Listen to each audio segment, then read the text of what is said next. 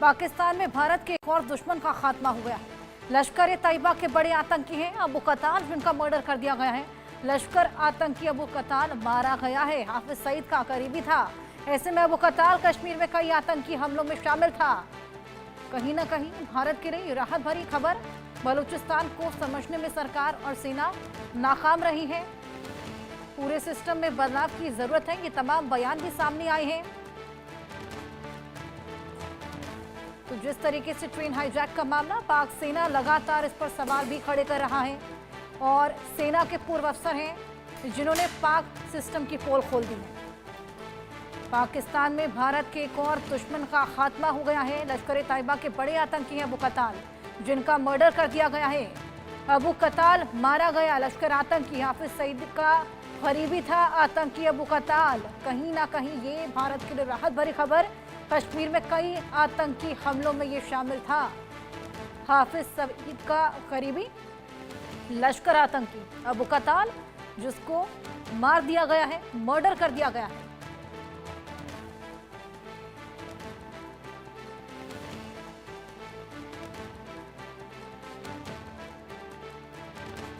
हुसैन हमारे साथ जुड़े हुए हैं। हुसैन, ये आतंकी था लश्कर का अबू कताल, जो कि मारा गया है। बताया जा रहा है कि इनके साथ में कोई और भी मारा गया है। क्या वो हाफिज सईद थे?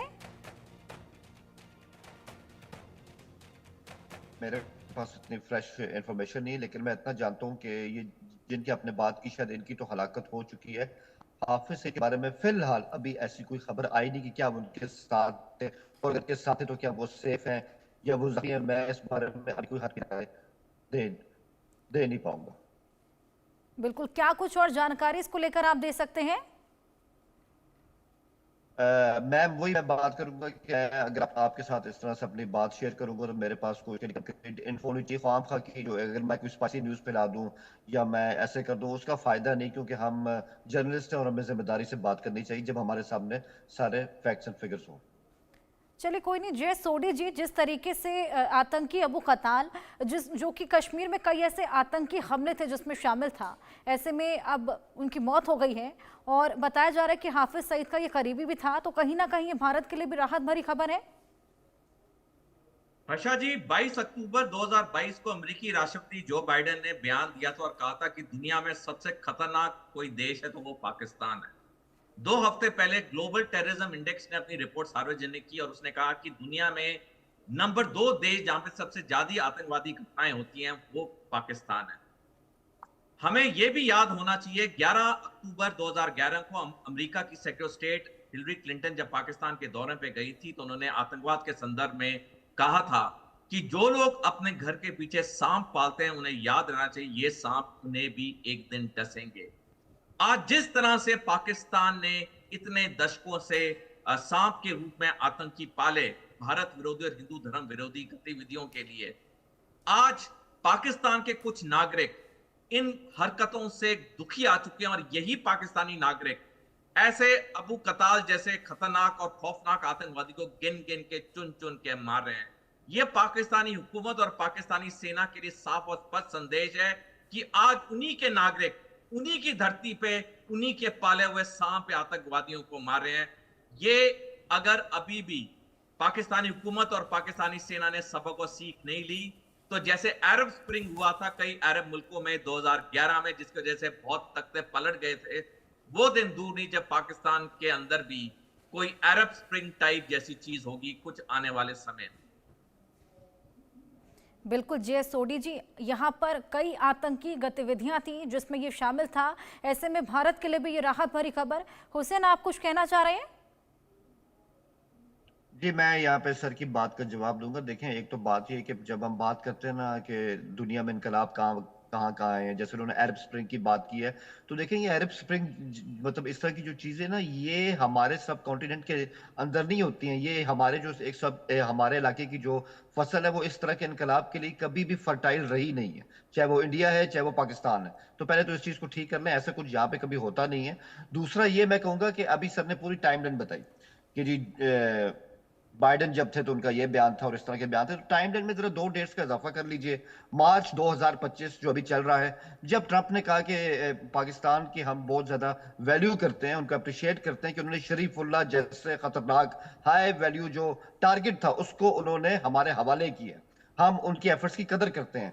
अभी जाफर एक्सप्रेस के वाकये पे सिक्योरिटी काउंसिल से लेकर अमरीकी हुकूमत तक है, ये पाकिस्तान की लामिसाल कुर्बानियां हैं दहशतगर्दी के खात्मे के लिए। हम इनको अप्रिशिएट करते हैं और हमें इनका साथ देना होगा। तो टाइम लाइन में ना ये 2 चीजें भी ऐड कर लें, क्योंकि जरा वो रिफ्रेश हो जाएगी। मैं सिर्फ यही कहना चाहता हूँ। बिल्कुल। जय सोडी जी, आप कुछ ऐड ऑन करना चाहें हुसैन की बात में? देखिए, एक बहुत अच्छी किताब है जो मैं आपके दर्शकों से अनुरोध करूंगा जरूर पढ़ें, नो एग्जिट फ्रॉम पाकिस्तान, जो डेविड मार्के ने लिखी है। और इस लेखक ने बड़े अच्छी तरह से समझाया है कि अमेरिका दिल के अंदर पाकिस्तान के लिए नफरत तो रखता है, लेकिन वो कभी पाकिस्तान से दूर नहीं हो सकता है। तो अमेरिका को पाकिस्तान की बहुत जरूरत चाहिए, ये मैं जावेद जी से बिल्कुल एग्री करता हूं। और टाइम टू टाइम अमेरिका एक दो छोटे मोटे बयान देता है जिससे पाकिस्तानी हुकूमत और सेना भी खुश रहे, लेकिन अंदर पाकिस्तान जानता है, लेकिन अंदर अमेरिका जानता है कि पाकिस्तान की हकीकत क्या है, लेकिन उसे जरूरत है। तो ऑब्वियसली जैसे मैंने किताब का नाम बताया, वो पाकिस्तान से पलड़ा कभी छुड़ा नहीं सकता। हर्षा जी, मैं एक और बात कहना चाहूंगा। आज दुनिया में कोई मुल्क है जिसे तीनों महाशक्तियों का पूरा समर्थन है, तो सिर्फ पाकिस्तान है। पाकिस्तान को अमेरिका का, चीन का, रूस का पूरा समर्थन है, और तभी पाकिस्तान बेधड़क होकर आतंकवादियों को समर्थन करता है। तभी पाकिस्तान के सर पे जूं नहीं रेंगती है जब कई अंतरराष्ट्रीय फोरम्स में पाकिस्तान के आतंकवादी समर्थन के बारे में बातचीत की जाती है, डोजियर दिए जाते हैं, क्योंकि पाकिस्तान को पता है कि तीनों महाशक्तियां पाकिस्तान के साथ खड़ी हैं। और यही कारण है कि पाकिस्तान कभी भी आतंकवादी समर्थन से पीछे नहीं हट रहा है। लेकिन पाकिस्तान को यह भी याद रहना चाहिए कि ये जो तीनों महाशक्तियां हैं, इनको सिर्फ अपनी जरूरत है। जिस दिन पाकिस्तान के अंदर एक जन सैलाब आएगा, जो कि हमने देखा 9 मई 2022 या 23 को आया था, जब इमरान खान ने वो एजिटेशन किया था जिसमें पाकिस्तानी सेना के कोर कमांडर के घर को भी जला दिया गया था। वो जन सैलाब दोबारा जरूर आएगा, क्योंकि पाकिस्तानी जो जनता है वो अब दुखी हो चुकी है पाकिस्तान हुकूमत और सेना के झूठे बयानों से कि भारत ये कर देगा, हिंदू धर्म ये कर देगा, भारत वो कर देगा, हमें ये चाहिए वो चाहिए। आज पाकिस्तानी आवाम को 2 वक्त की रोटी चाहिए, नौकरी चाहिए, पीने का पानी चाहिए। पाकिस्तान में एक कोई ढंग की इंडस्ट्री कोई पाकिस्तानी बता दे तो मैं मान जाऊंगा। पाकिस्तान में आज कोई इंडस्ट्री नहीं है। जो भी थोड़ा बहुत इनका नमक से स्टील बनता है, जो थोड़ा बहुत बनता है, उसमें पूरा पाकिस्तानी सेना का फौजी फाउंडेशन का कंट्रोल है, और उन्हीं के रिटायर्ड अफसर जैसे जवानों को वहां नौकरी मिलती है। आज पाकिस्तान के एम्प्लॉयमेंट हालत इतनी बुरी है कि उनके लोग जाके मिडिल ईस्ट में भीख मांगते हैं, जो कि सऊदी अरेबिया जैसे देशों ने बैन लगा दिया है। मेरे कहने का मतलब ये है अच्छा जी, पाकिस्तान को अपने गरेबान में झांकना चाहिए। ये भारत जी, हुसैन यहाँ पर डिसएग्री करे और कुछ बोलते हुए भी नजर आ रहे हैं। क्या बोलना चाह रहे हैं हुसैन आप? नहीं, मैं सिर्फ इसमें ये कहूंगा, देखें, एक तो पता नहीं सोडी साहब शायद पाकिस्तान के बारे में जब भी बात करते हैं, मैं वही कह रहा हूँ कि सर कभी कुछ उसमें पॉजिटिव भी डाल ली करें। इतने भी हम बुरे लोग नहीं है, ठीक है, खामियां सब में होती हैं। वो मतलब ये बातें हैं, जो लोग हमारे यूएई में जाते हैं वो जाते हैं मेहनत करने, अपने लोगों की उनको पालने के लिए दिन रात मेहनत करते हैं। किसी जो भीख मांगते हैं उनको ऐसे वीजे नहीं मिल जाते कि वहां जाके आप तो पहले तो सही करें। नो, तो देखिए